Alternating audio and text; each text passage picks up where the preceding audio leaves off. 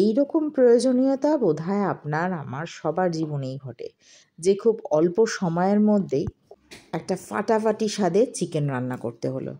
বা ধরুন কিছু সলিড চিকেন যেটা বাড়িতে কেউ পছন্দ করে না, সেটা আপনি আলাদা করে সরিয়ে রেখেছেন, সেটা একেবারেই নামে মাত্র, আর কতজন অতিথি চলে এলেন, কি করবেন? কপালে চিন্তার ভাঁজ না ফেলে বরং আজকের রেসিপিটা দেখুন। এনিওয়ে, নমস্কার বন্ধুরা, পিঙ্কির আহারের দরবারের আর একটি নতুন পর্বে আপনাদের সকলকে স্বাগত জানিয়ে শুরু করি আজকের দুর্দান্ত স্বাদের একটা চিকেন রেসিপি।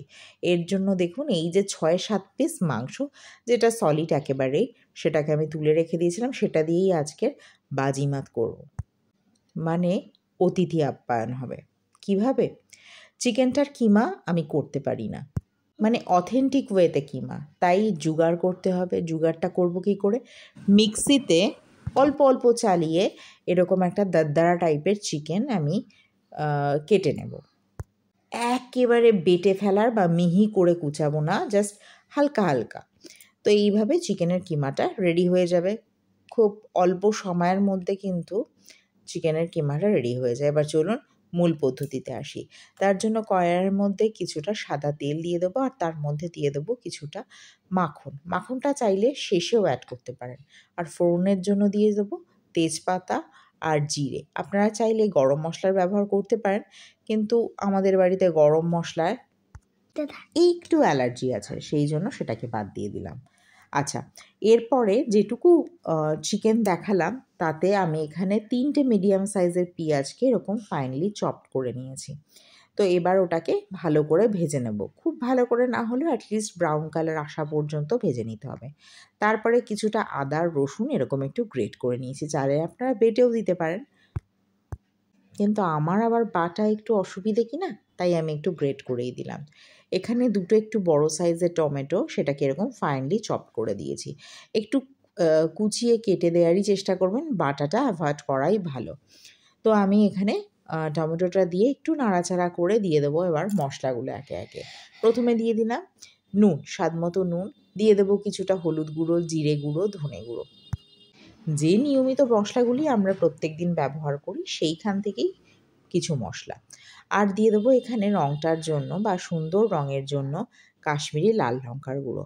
বলে রাখি, এটা আপনাদের সাথে বা আপনারা খেয়াল করেছেন কি না জানি না, এই কাশ্মীরি লাল লঙ্কা গুঁড়ো দিলেও এখন না আমাদের কিছুটা ঝাল লাগে, সেই কারণে আমি লঙ্কাটা পরে অ্যাড করব। তো এখানে দিয়ে দিলাম স্বাদটাকে ব্যালেন্স করার জন্য চিনি, আর দিয়ে দেবো কিছুটা গোলমরিচের গুঁড়ো।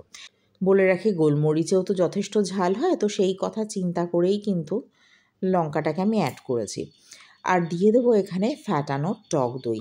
দইটাকে ফেটিয়ে দিয়েছি বলে একেবারে পুরো দুধের মতো মনে হচ্ছে, আমি প্রেফার করি একেবারে মিক্সিতে দিয়ে একটু ঘুরিয়ে নিতে। তো যেই রকম ভাবা সেই রকম কাজ, আমি দইটাকে ওইভাবেই ফেটিয়ে দিয়ে দিলাম, আর ওই মিক্সি ধোয়া একটুখানি জল আপাতত দিলাম, পরবর্তীতে আরও অ্যাড করব। তো এখন মশলাটাকে খুব ভালো করে কষিয়ে নেওয়ার পালা। তো খুব ভালো করে আমি কষিয়ে নেব, দেখে বুঝতে পারছেন কিছুটা অল্প অল্প করে কিন্তু তেল ছেড়েও দিয়েছে। এই অবস্থায় আমি মিশিয়ে দেব চিকেন কিমাটা। এটাকে কিমা বলেই আমি সম্বোধন করছি, কারণ এটাকে বাটা বলা যায় না। তো যাই হোক, চিকেন কিমাটাকে দিয়ে এবারে ভালো করে কষানোর পালা। এদিক ওদিক হাত ঘুরিয়ে ঘুরিয়ে যতভাবে কষানো যায় ততভাবেই কষিয়ে নেবেন, আর যদি তাতেও আপত্তি থাকে সিম্পলি ঢাকা দিয়ে রেখে দেবেন, তাহলেই দেখবেন সুন্দর জল ছাড়তে শুরু করে দিয়েছে। শাহি গরম মশলার গুঁড়োটা আমি প্রেফার করি এখনই মিশিয়ে দিতে, মানে শেষে, অনেকে যেমন শেষে পছন্দ করেন, আমি শেষে না দিয়ে এখনই দিয়ে একটু ভালো করে কষিয়ে নেব। ওই একটুখানি রেখে রেখে ভালো করে কষিয়ে নিতে হবে।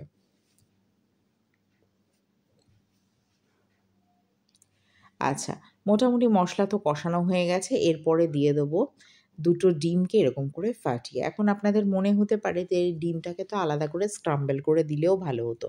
না, আমার মনে হয় ডিমের যে ফ্লেভারটা বা ডিমের যে স্বাদটা, সেটা বেশি ইনহ্যান্স করে যদি আপনি ডাইরেক্ট এইরকমভাবে দিয়ে দেন। তাহলে আপনাদের সাথে আমার মতের মিল নাও হতে পারে, তবে এই রান্নাটার ক্ষেত্রে এইরকমভাবে ডিমটা দিয়ে দেখবেন স্বাদ অনেকটা বাড়িয়ে দেয়। তো ভালো করে এই ডিমটাকে এর সাথে মিশিয়ে নেব। আস্তে আস্তে মেশাতে মেশাতে দেখবেন একেবারে কিমার সাথে মিশে গেছে, তখন আর ডিম আর মাংস আলাদা করতে পারবেন না। এবারে পালা হলো জল দেওয়ার। তো প্রথমে মিক্সি ধোয়া কিছুটা জল দিয়ে দিলাম, তারপরে প্রয়োজন মতো বা পরিমাণ মতো জল দিয়ে দিলাম। কিমাটাকে একটু সেদ্ধ করে নেব বা তরকারিটাকে একটু সেদ্ধ করে নেব, সেই জন্য তো দিয়ে দিলাম পরিমাণ মতো জল। এবারে দেখুন একটুখানি ঢেকেও দেবো।